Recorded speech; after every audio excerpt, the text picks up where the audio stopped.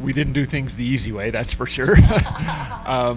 But you know what? I told the girls, last night after we lost, I says, you know what? We're not checking out of the hotel because we're going to be planning on playing 3 games. It's going to be very difficult, but we're going to win one pitch, release, refocus, do it again. And try to get after it and see what happens. And I couldn't be more proud. Obviously we had some times today where we felt like, we weren't playing real well, but I thought we answered. We got down and in that first game, and we were able to come back and score some runs. And big time clutch hitting. That was probably the biggest thing, and that's what we talked about last night. Is we didn't have that edge at the plate that we needed to. We weren't really aggressive in some of the counts that we needed to be in, and from the first inning of the first game this morning, we were a lot more aggressive, and had a much better presence in the box. Yeah, so you guys yesterday, we talked a little bit about the bounce didn't go your way. It went Colorado Mesa's way. Today, in your first game against them, it seemed the bounce went your way, and then late in the second game, I heard you say, I don't know how they kept that ball foul. Yeah. Talk a little bit about The one that Danny hit down the left field line, I don't know if the wind or what, but there's not a straighter ball hit because that thing hugged the line the whole way down there, and everybody saw foul ball, oh it's foul, and it landed right inside the line, So yeah, the breaks went for us today a couple of times. Where things like that, a couple of bloop hits that got over some people's heads. So and all season long, we haven't had any of those breaks go for us. When we were here playing Mesa earlier in the year, they dinked and dunked us, and hit some home runs, and they beat us in every way possible, and we didn't get any breaks in those games. Bases loaded, 1 out, she's up, line drive to the third baseman type of stuff. We didn't get any breaks. We got some of those breaks today, and we made some of those breaks. We made plays that we needed to. Brenna's catch in left field was big time, 2 of them. Danny's diving play at third base a couple of times. Those plays right there are momentum changers. You go grab the momentum and keep it in your dugout. And anytime you're playing a home team, you have to do that. That's what I told them. But when we got there, is we have to set the tone early. We have to have victories early so we can keep the momentum on our side. Because if you let Mesa play with momentum on their side and let them swing it like they know how, they're really, really tough to beat.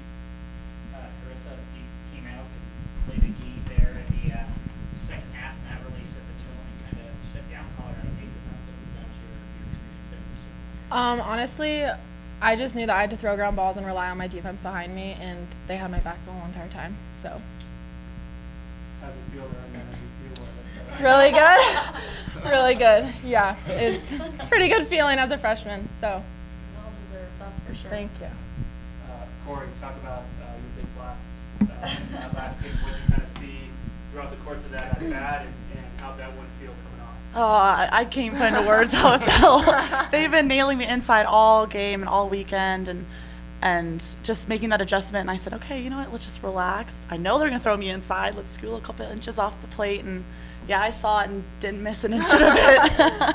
I told her right before, I says, all you got to do is be on time to an inside pitch. And she's like, yep, yeah. Because, they've been able to get her out, hard in, whether it's a called strike or, kind of on the hands. It's just be on time to that pitch and good things happen. Yeah, and it's so frustrating because that was my pitch. That's all, me and Jessica Gonzalez's pitch is low and inside, low and inside.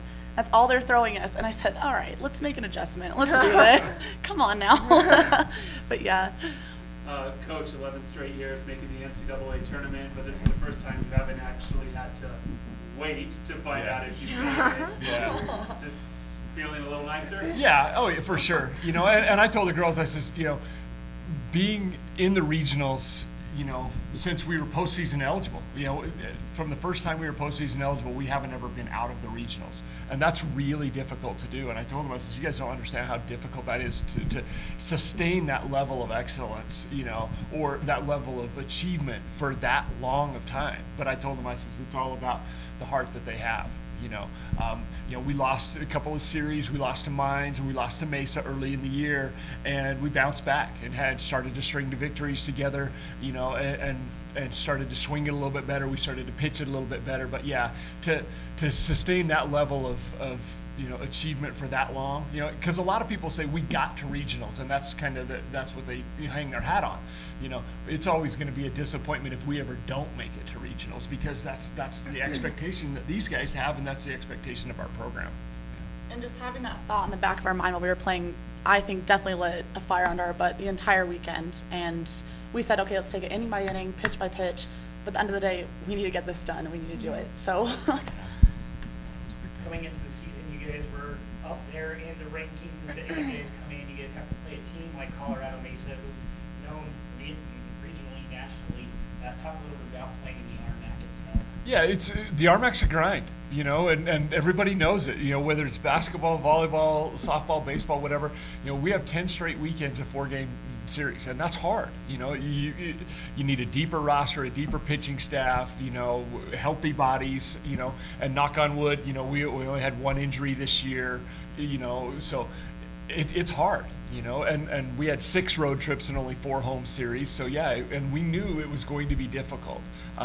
And it tests you mentally, it tests you physically, it tests you academically, So yeah, we knew it was going to be a different challenge. In the Pac West, you only have 32 conference games, and you have big long road trips either to the Bay Area or Hawaii, and then long home stands, and then some breaks in between. So it's different that way.